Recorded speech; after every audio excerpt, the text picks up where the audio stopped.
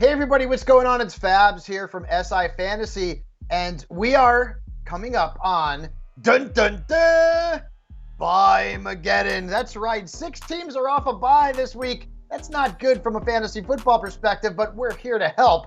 So to give you some players that you can add off the waiver wire to help during dun dun dun bye-maggedon, here is Jen Piacenti. Was that dramatic enough, you think, Jen, or no? I don't know. I mean, I think, people are probably already panicking enough with these 6 teams on bye, so I think that was about right. Yeah, it is going to be a mess this week, but we're here to help, as I mentioned. So let's start off at the quarterback position.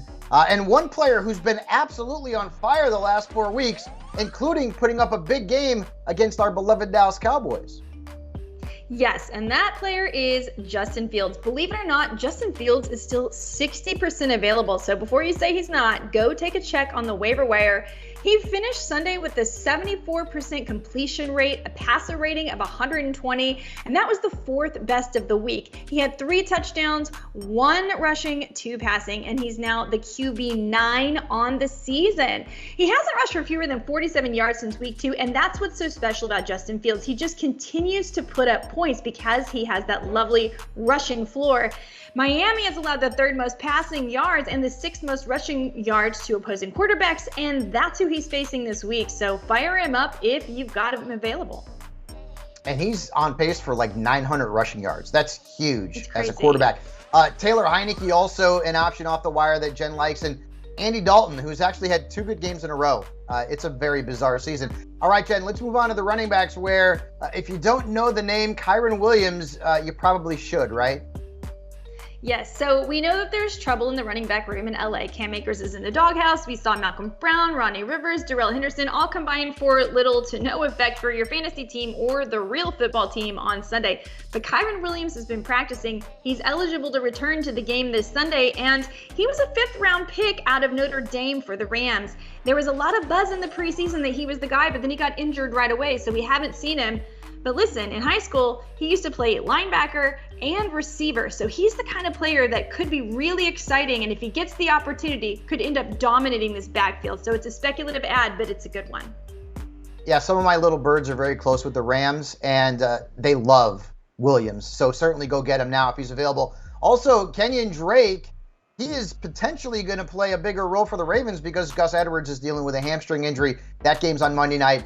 And then Chuba Hubbard, listen, Deonta Foreman's the guy. I love him. But Hubbard could get some burn once he comes back from that ankle injury. Moving on, Jen, to the wide receivers and a big performance from an Arizona Cardinal last week. Yeah, Rondell Moore is clearly the wide receiver too now that Hollywood Brown is on the IR. He went 7 for 92 with the score, and he had another 12 yards on the ground on Sunday. His 169 routes run across the past 4 weeks, well, it's tied for the 5th amongst all NFL wideouts.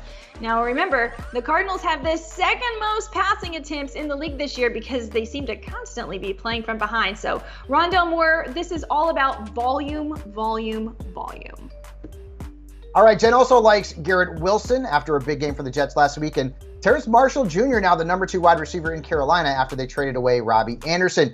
Finally, the tight ends. And this player, Jen, is likely to be a big-time waiver wire ad. He sure is after he led all Ravens wide receivers on Thursday in their game versus the Bucs.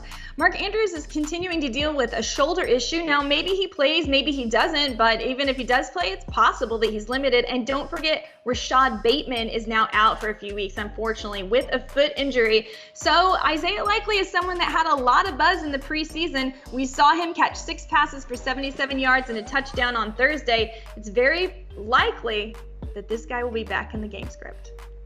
It's just so fun to talk about him because we can just throw out all these bad jokes about his last name. Jen also likes Evan Ingram, who's been really good lately. He's got the Raiders coming up next. And then Greg Dulcich. The Broncos have a bye, but if you need a tight end, pick him up and stash him for future weeks. And that's it for the waiver wire going into week 9. And once again, it's dun dun dun bye-maggedon. So make sure you put in your claims as soon as possible. And of course, be sure to check out Sports Illustrated's YouTube channel where you can find all of the best waiver wire advice, start 'em and sit 'em, and so much more. Hit that subscribe button.